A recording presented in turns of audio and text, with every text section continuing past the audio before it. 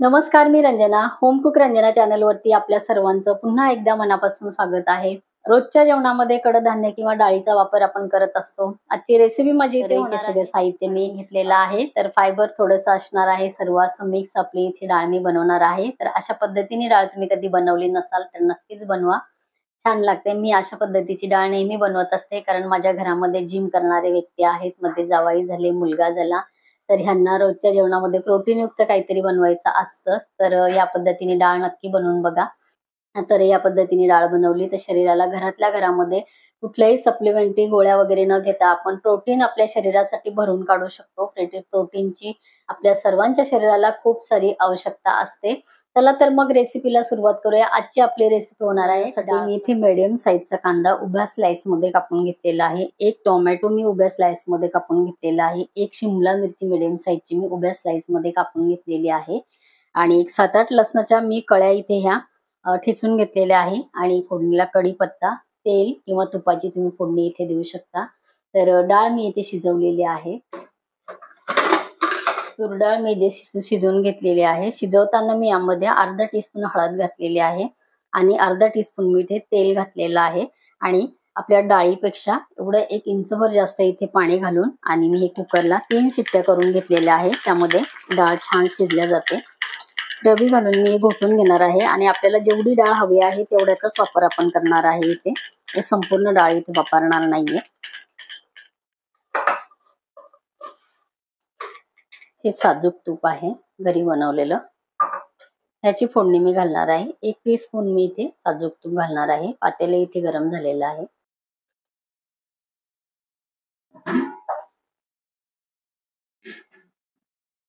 तूप गरम झालेलं आहे. अर्धा टीस्पून मी राई घातले. अर्धा टीस्पून जिरे. ही तिखट मिरची आहे हिरवी. 2 मिरच्या मी इथे घेतलेल्या आहे. कढीपत्ता आपल्याला घालायचा आहे. गॅस कमी आहे. गॅस कमीच ठेवायचा आहे.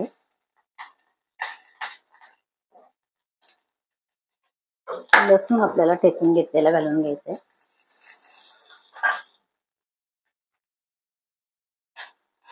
कांदा आपण घातलाय.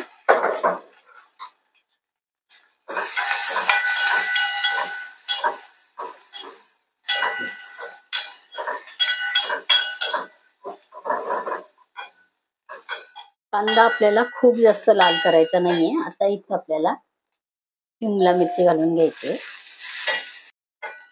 शिमला मिरची आपण घातलेली आहे. शिमला मिरची घालून परत आपल्याला 1 मिनिट भर हे परतून घ्यायचा आहे. त्यामध्ये परत आपला राहिलेला कांदा व्यवस्थित छान तयार होतो. म्हणून अगोदरच कांदा खूप जास्त परतवायचा नाहीये तेलामध्ये.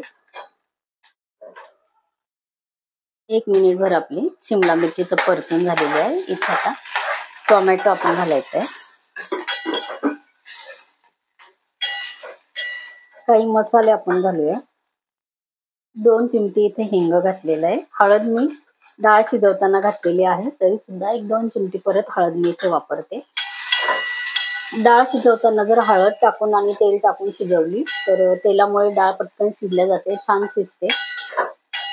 आणि हळदीमुळे डाळीला छान चव येते.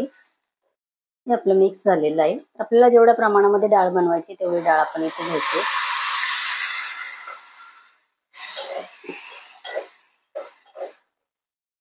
या पद्धतीने डाळ बनवून बघा. भाताबरोबर, भाकरीबरोबर, चपातीबरोबर सगळेजण खूप आवडीने खातील. याची एक वेगळी टेस्ट आहे आणि शिमला मिरचीमध्ये फायबरचं प्रमाण असतं त्यामुळे, आणि शिमला मिरचीची एक वेगळी स्वतःची एक प्रत्येक भाजीची एक वेगळी चव आहे. शिमला मिरचीचा स्वाद या डाळीमध्ये खूप छान उतरतो. छोटीशी जरी शिमला मिरची घातली तुम्ही तरी सुद्धा, किंवा आवडत असेल तर तुम्ही जास्त प्रमाणामध्ये पण इथे शिमला मिरची घालू शकता.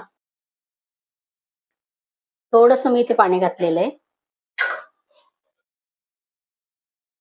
एकदम घट्ट किंवा एकदम पातळ आपल्याला डाळ बनवायची नाहीये. चवीपुरते इथे मीठ घालायचं आहे आणि थोडेसे घालायचं आहे गुळाचा खडा. डाळ आपली गोड वगैरे अजिबात होत नाही, पण चवीला छान लागते. थोडीशी कोथिंबीर स्वच्छ धुवून आणि इथे घातलेली आहे. खळखळून उकळी आणायची आहे. टोमॅटो, शिमला मिरची थोडीशी परतून आपण घेतलेली आहे, त्यामुळे तिला शिजायला वेळ लागत नाही. आणि एकदम गाळ आपल्याला ते शिजवायची नाहीये. त्यामुळे एक खळखळून उकळी आली ते इथे आपली डाळ तयार होते. डाळीला खळखळून उकळी आलेली आहे. गॅस मी इथे बंद करणार आहे. बघायला एकदम छान वाटते, कारण आपण मोठ्या स्लाइसमध्ये जे टोमॅटो, कांदा, शिमला मिरची कापून घेतलेली आहे. तर ती छान दिसते. जे डाळ जास्त खात नसतील त्यांच्यासाठी एकदा नक्कीच ही डाळ बनवून बघा.